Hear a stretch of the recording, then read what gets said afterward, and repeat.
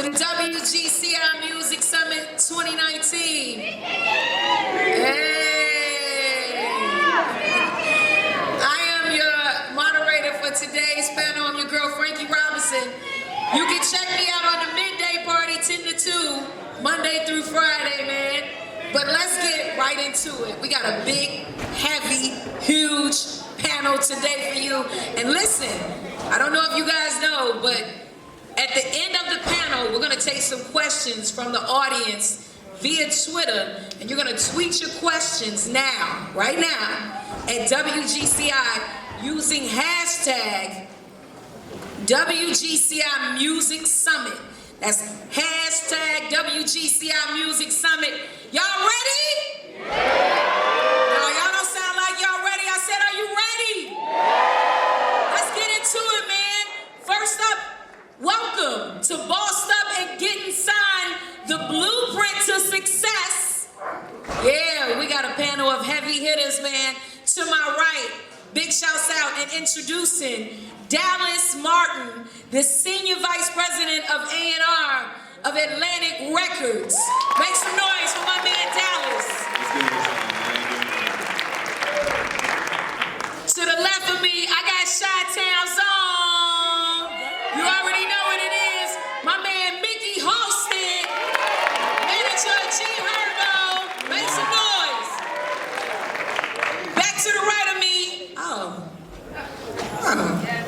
Really? Make some noise for my man Arnold Taylor, who is the manager of DaBaby and SCMG own the CEO. SCMG. Make some noise for my man Peezy. At the Studio Chicago and A&R at Hitco Records. And to the right of me is my man Steve-O Carless, manager of Nipsey Hussle and Senior Vice President of A&R of Def Jam Records. Yeah. And we got another Chi-Town Zone, man. I've been knowing this man for years. I've been watching his grind, and I already know what it is. Make some noise for my man Sherrod, VP of A&R of Interscope Records. Oh God, boy.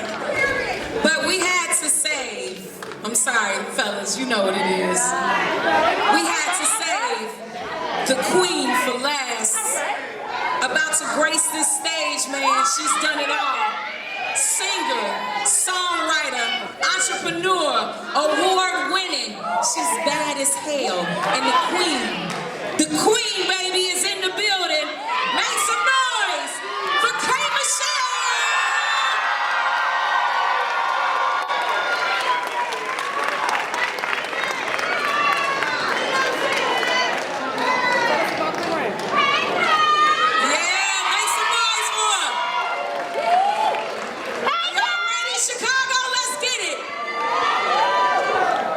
Start with you, with your OSD, what y'all know about that? Oh wow, I hope y'all are there this week for OSD. I will see y'all. Okay, all right, we gonna behave in here today too, is what we all gonna do. That's what we gonna do at Frankie panel. We appreciate y'all though. All right, so let's first start with you, honey, the female boss herself, Miss K. Michelle. As an artist, what would you say is the most important thing to remember as you come up in the music industry? Why you got in the game in the first place. A lot of times you get so caught up, you start to get money, you start to take people's opinions in or what they think about you, and sometimes you start to believe them.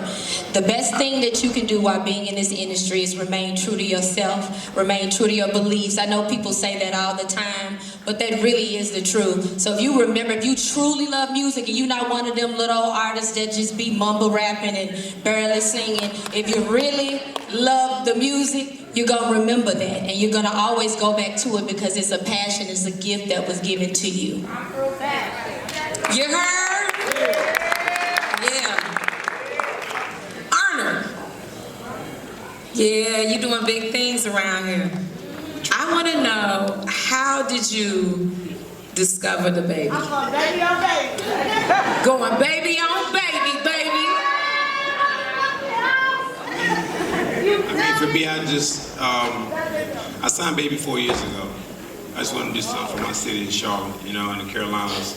And Baby was just moving like a real artist should. He hadn't even been rapping at home, but he was just moving in the city, just taking over, coming to the club with like 100 deep, doing posters and poster boards and taking over the DJ sets, the whole nine. So I fell in love with his movement because I come from that whole street team and grind, and you know what I mean, not just cutting any corners. So, you know, and then when I talked to him, I just seen how confident he was.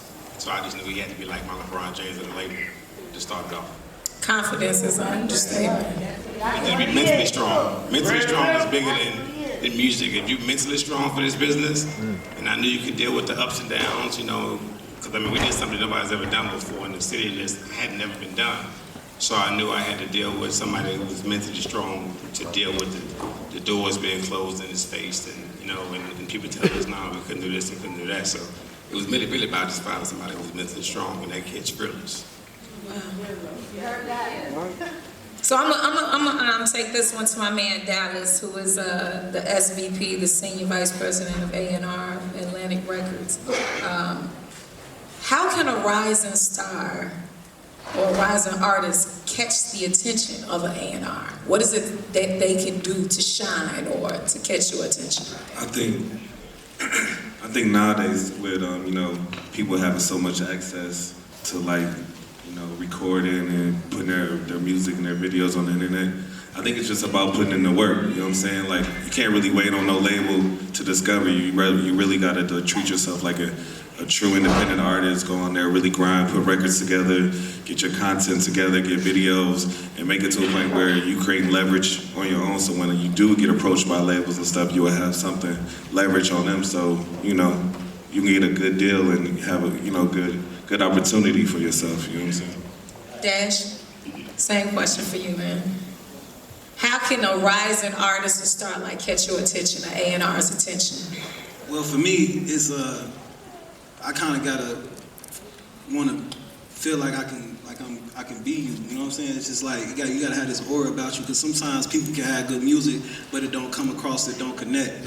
You know, so a lot of times when I might find an artist, I might like their music, but I like to spend a little time with them and see them, and if I can connect with them and I see how other people connect, whether it's in a neighborhood or how people connect with them on their socials, and if I like them, that's how I really can tell, you know, because it's not just the music, because people can have fire music but trash personalities and they can't connect, you know, and you put out records and you like, why is this not going? It's just because people just don't like it. You know what I'm saying? So you gotta have that star quality, that it factor, you know. Okay, so Steve-O, I'm a very good artist. I got a lot of talent. I got great music, but I don't have a huge fan base. What can I do to get signed? The goal should not be to get signed. The goal should be to build your craft, become a better artist, and try to figure out how to sustain some type of audience for the music that you're making. Because if you're just gonna go out here and just do things to get signed, when you get signed, you're not gonna be prepared for the process after that. So, my personal opinion, I'm always gonna tell everybody, getting signed is the easiest step of it. So, if you're making that a benchmark of success, that's the beginning of the process.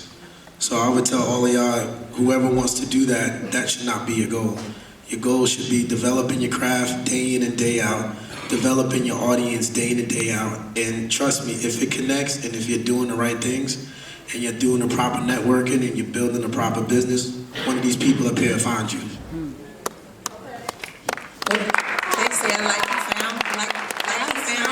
He found me. Like, I was doing Love and Hip Hop, and I put out a mixtape, and the mixtape, I made my first $1 million on a mixtape. And and I really did. Make some noise for that. Dallas came, and Dallas signed me, and Dallas was the one who put me on. Him sitting right here, he was the one that believed in me, did my albums with me, and really got me out there. So you just really have to grind. I was just grinding on my own. We had been friends, he knew me, but it wasn't until I started to do that mixtape and grinding on my own that he said, you know, it's time for you to be signed.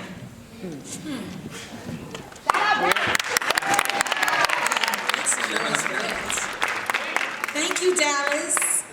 Thank you. Love you, Kay. We love you too, Kay. And we love you too, Dallas. So Mick, got a question for you.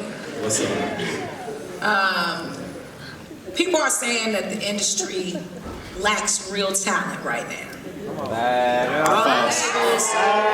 All the labels are concerned about is social media popularity and streaming numbers. Are numbers really important? That's not true. That's a making question. You can answer it too, D. Start it off. I signed Roddy Ricch in 2019, and he had 5,000 Instagram followers. He had one video that had 20,000 views on it. So like my whole thing is if I see anything from like a record to a video that I fuck with, I call the artist, I meet with the artist, I get them in the studio and just see how they create, see how their process was. And you could just tell him being so early in the game that he was ahead of his time. And I went into the label like, I'm signing this kid no matter what. I don't care about the socials or no views and shit like that. So it's all about substance and talent. So your label though, right, make some noise, but your label backs you.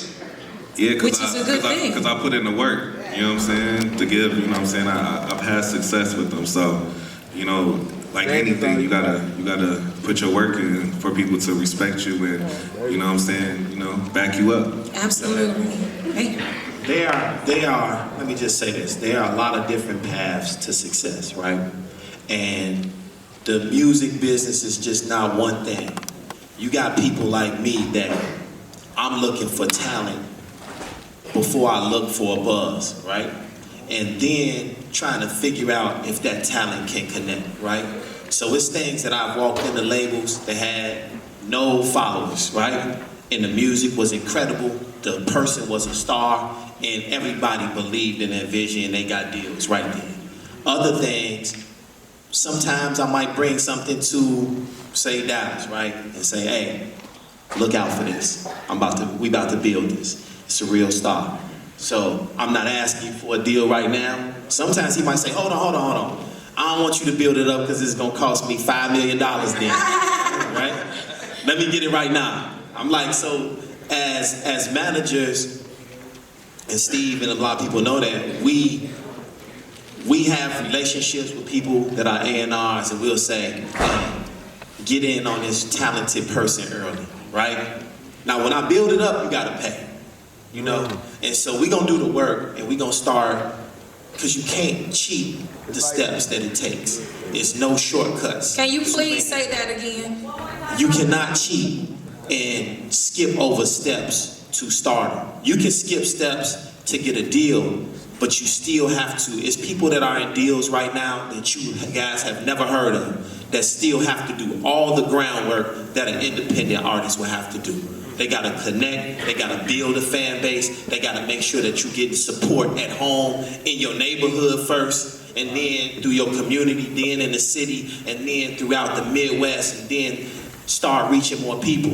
And so, him signing Roddy with 5,000 followers didn't allow Roddy to really skip the steps. He still had to connect. And so, it's no substitute for real talent, but it's no shortage of real talent. I'm in what I believe is the most talent-rich city in the world. Make some noise, baby. It's like literally, I don't have the bandwidth for all the talent that I see on a day-to-day basis. It's so true. Like, It's so true. so much talent. Real quick, I just want to say this. I remember talking to Future one time, and Future said every block in Chicago, literally, every block in Chicago has a talented artist. It's crazy. But you know what else he said? What's even crazier is how y'all just don't all get together and make a whole lot of... We working on it. We working on it. We working on it, Yeah, trust me. we work in progress. Peezy, you want to answer that? For me, I'm a producer guy. Like, so that's like where my heart is, right? And becoming this A&R, it's a new slot for me. Like, so watching guys, you know, like Dallas especially, like we've had history.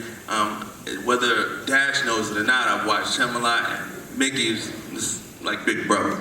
So with that, it's like seeing how artists develop from a studio standpoint and really working with them and seeing the grind, and in that perspective, it's like they just have to stay consistent. Like really, like the consistency for me is like really important, because if you're not consistent with the work, then it just kind of like phases out instantly. Like you could be hot for like, you know, a month or two and have your whole city rocking, and then it's like, what's the next record? Like who's gonna like move, like, you know, the spectrum of music, you know? So, or how are you gonna move the next spectrum of music? And I think it's really important for artists to think about that. Like, a lot of them really think about singles, like, you know, instead of like the project, like how you're gonna vision yourself like 10 years from now, and that perspective of like music. But, you know, that would be my advice, is just to really stay consistent with your music. Like your sound, try to find your vision, try to stay creative as possible, but the consistency and all of that is like extremely important. Consistency. All right, we're gonna take it back to you, Boo. So you have always been vocal about the state of R&B. I want to know, what are your feelings about the growth of R&B, or do you think there's been any growth in R&B? I think there's been a lot of growth. I think there are a lot of new artists that are really great in R&B. Like, I really love like Summer Walker. I think that's a great person who is genuinely who she is. I think R&B gets overlooked, but what people need to understand, that R&B money is long lasting. I always get scared for the rappers, you know, because I'm like, you can't rap that forever, but I can sing Can't Raise a Man forever. You know, and songs like that. So R&B is needed, because we can't really cut on our radio and hear no Motown or no Black Love or none of that. So I'm loving the new R&B artists that are coming out, expressing themselves, that are singing, that are bringing it back to life, because R&B was never dead, it was just stolen. You know, it went into Blue-Eyed Soul, it was gone. But now we have all of these new artists, and we have the radio who are supporting them, who are letting R&B sing again. You know, the rappers that started play singing. No, we need the real singers. We need to touch some souls. We need to heal some people. We need to make some love, make some babies instead of killing each other. And R&B is really the healing for that. Okay. Let's go. Never bites her tongue. All right, so to all A&Rs on the panel, anybody could bite at this one. What advice would you give an R&B artist to make them stand out amongst all the hip-hop? Dash. Have some good songwriting, because a lot of times people may have a great voice, but their songs is like, it just don't connect. I think that's why people like Summer Walker so well, because her music connect, whether you a man or female, it just touches your soul. But a lot of times, like, a lot of these people that sing, like, their music just don't connect. People ain't feeling it. Just to be honest, just need better songwriting. Steve-O? I agree. I would say just being genuine and having great songwriting, because there's like a lot of vibey stuff and there's a lot of great music, but when you, like Kay said, when it comes to being timeless and having a career that spans years and years, you just want to ensure that those lyrics and the songwriting are, you know, they're just timeless. So I always give that to like songwriting, like Dash said, because if it's not genuine, it can't connect, it's difficult. That's the only way I can see someone, you know, standing out. It was like, you see Kay up here, when she sang her songs, it was like, this is real shit. So that makes me connect to that. So that would be my advice to like R&B singers. And then you write a lot of your own, like. Yeah, I always say, like, I have to write what I go through. I can't be singing about nothing I go through, so I just tell my business through music. That's it. And that's why you got the fan base that you got, though, because, yeah, it's a connection. You know what I'm saying? So, Dallas, in 2019, how important is a record deal? And I want to know, what are the advantages of signing a deal versus staying indie? And is indie the way to go? There's pros and cons to both sides, right? So if you're independent, sometimes you don't have a team that's going to really help you take it to the next level. And I think what's good about major labels sometimes is the artist development process. So, you know, getting a real team around you, like a PR, marketing, project managers, all these people they have like a whole team for you to help you kind of like push your project out and help you kind of like identify your records and kind of like what you want to do for radio, promo, and all these things. You got so many people working for you. But on the independent side, you know, sometimes you could probably, you know, make more money that way. You know what I'm saying? It just depends if you already have a fan base or if you have a good team and you guys are really, you know what I'm saying, putting the work in or whatever. But, you know, most of the time, even if you're independent, I always see it, they more than likely they sign with a major. You know what I'm saying? But they, like I said, they put themselves in a position to have that leverage to get, instead of a $1 million deal, they get a $15 million deal or a $20 million deal that's going to really change people's lives. So there's pros and cons to both sides. I work for a major label, so of course I'm going to say, come to Atlantic Records. Absolutely. What do you think? I mean, with me it's a little bit different because Speak up a little bit. with me it's a little bit different because I come from a different place. You know what I mean? I got a job at a label late. You know what I mean? Like I came in the door for the marketing promotions, but for me it's like I've always been independent. I've always had my own thing. I mean, you know, born in Miami, raised in Charlotte. I've always had, I was in two cities that wasn't on the map. So I wasn't in a city where I was going to get a job in New York, you know what I mean, or LA. So I had to create my own. I had to make, you know, people really like, you know, really rock with my city, you know. So I wasn't in a situation where I got a job first and then I kind of got my name off the job. I was in a city where, you know, I started a street team, I started record pools, you know, I worked at a local retail store. So I'm an independent dude because, you know, I'm more of an entrepreneur. You know what I mean? From who I work with and what I created, but that's just the way, you know, that's all I know. You know, so getting a job at a label for me was just knowing that I had to grow. I had to grow from a standpoint of you know, I knew it had to be bigger. I knew certain things being independent you just can't do. You know, but I welcome it. But for me, even from like, you know, from baby to, like, people don't know, I mean, I've been doing this for a minute. I signed Yo Gotti at Epic. You know, I've been with Gotti from day one. That's your girl, your homie from Memphis, Kim Michelle. Gotti's one of my best friends, you know. I signed Cash out at Epic. You know, I worked at Liberty for a while, you know, and I was a marketing promotion dude, but I went to Epic to have a label. But, you know, and then where I'm going with this is, me and Cash Out did the shit from independent and kept it moving. I mean, Gotti was working for years before I convinced him to go to Epic. I said, big bro's gotta get bigger. You can't keep going to, you know, Nashville 5 times a year, even though you get bags. So I feel like when we went inside Epic, LA had never really signed an artist like that before. He had only signed R&B. So I'm always gonna say go independent first and really build it, because I'm willing to give it all on the line, invest whatever I gotta invest, because I believe in myself and I believe in my ability and my artist that much. And when I go to the label, you know, I already taken all the risk out of it. So I say you gotta bet on yourself before you can ask somebody to give you a big ass check, you know what I mean?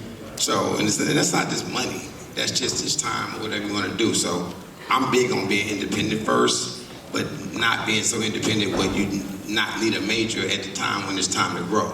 I feel that. Two things. Number one, even when you sign, you still gotta move like you independent. You still gotta move like you independent, because you gotta understand, we working with, I I'm just saying like a project manager is somebody that like look over your project. They might have like 15 artists they dealing with. And you just sitting around, you still gotta have your team. The number one thing, you gotta have your team together. You know what I'm saying? You gotta have your own PR, your own, your management, I know you do radio, people that know how to work radio, people that know about socials, you feel what I'm saying? And then also, if you wanna be independent, a lot of people say they're independent, cause they just think, cause they don't got a record deal, you gotta have your own bread, you gotta have money. You can't be running around here talking about you independent and scared to pay for a beat or pay for somebody's services. You know what I'm saying? So, the number one thing is, even when you get to a label, you still gotta move like that. I see a lot of artists, they do everything to get a deal. And as soon as they get a deal, they like, so what's next?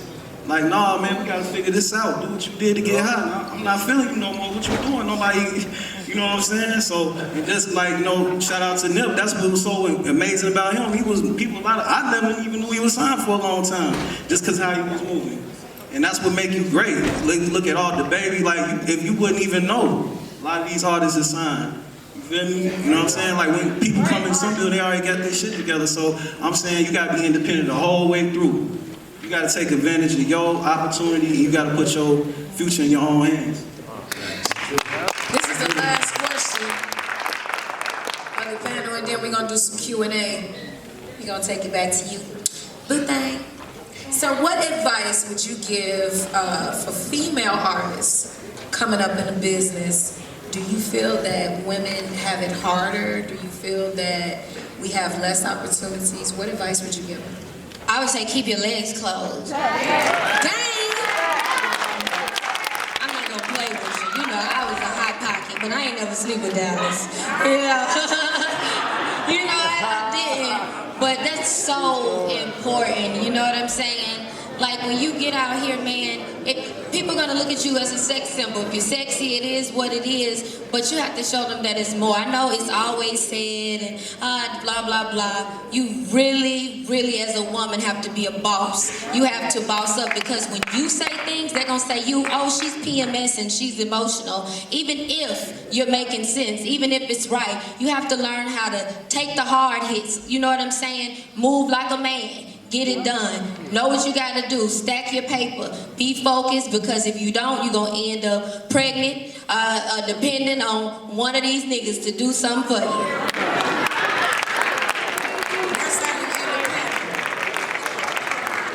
Make some noise! Getting out this game up here for free pretty much. Listen, what you getting today, money cannot pay for this.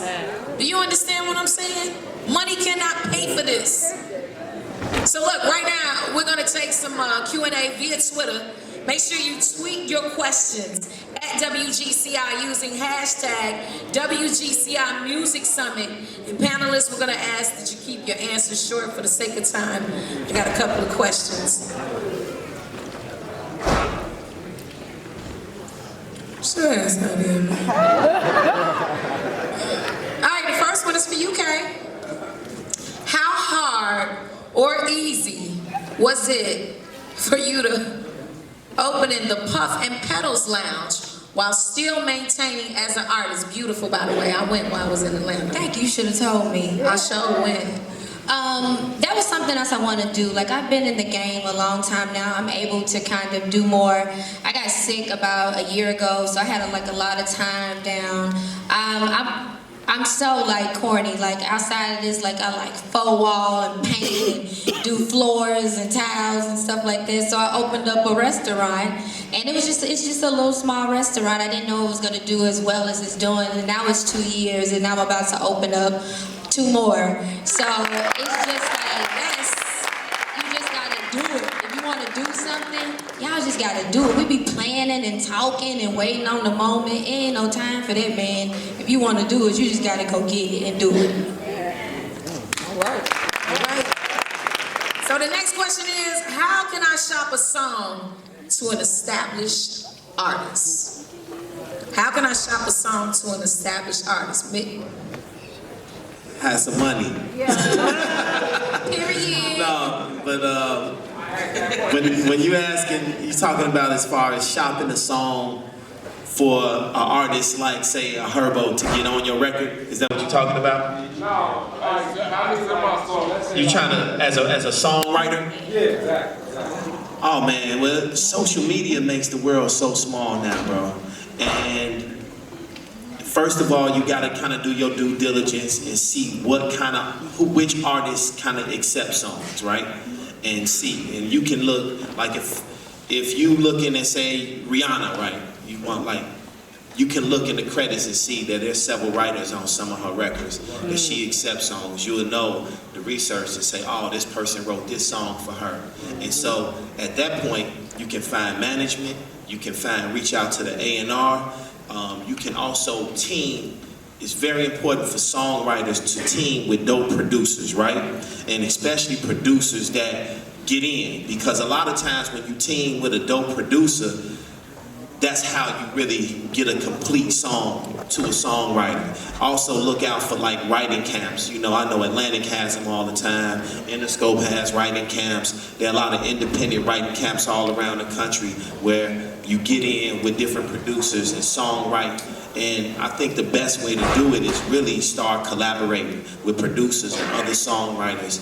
And then once you have these records that you really believe in, start going through the whole process, not as much directly to the artist, but to the artist management, to A&R, and build it like that. So I think that's the best way to get a song, but you know, I'd like somebody else to kind of speak on it. That's exactly how you do it. Cover all this. There you go. All right, Steve-O, this one is for you. How can new managers make a footprint in the industry? Research, education, teach yourself, network, meet people, understand the people that you meet, what they do, what they've done, because those things will help you understand when you get with them how to ask questions. Someone told me when I was starting back in the day, I used to read all the XXLs, the Sources, and all basically the hip-hop trade magazines, and every time they photographed someone like a Steve Style or whatever, I had a notebook, and I would write down all those people's names and who they worked for. And by the time I got the opportunity to get into a space where I can meet them or have someone introduce me to them, I was well aware of who they were and what they did, and I was able to ask certain questions in a certain manner to be able to super serve what I was trying to get out of it or what I wanted to do with them. And that was very helpful to me. So I always say, to be a manager, you have to understand the business that you're in, because you want to be able to help your artists, and you also want to know who to network with and who the people that can help you. You smart as hell. You know that? That's called research. Take that, that's a gem. Yeah, that is. Steve-O, That's really being dedicated and wanting to know and finding out. That's damn near like the Devil Wears Prada. You remember when they was at the party and the old girl had to do the research and who the people were? That's ingenious. I mean, that's how I got my start. I got my start just meeting those people and researching them and contacting them. And I harassed people until they gave me a shot. And when I mean gave me a shot, it was always with the utmost respect. But absolutely. If I met someone on the street, like when I finally got to meet Steve Stout, and I was able to, of course, his public, accolades, but also knowing his behind the scenes accolades that a lot of people don't know about, that just makes you different. And people have a different connection to you because they say, okay, well then, if you say you're really a fan of me, then you really are, because you know things that just aren't in the trade magazines.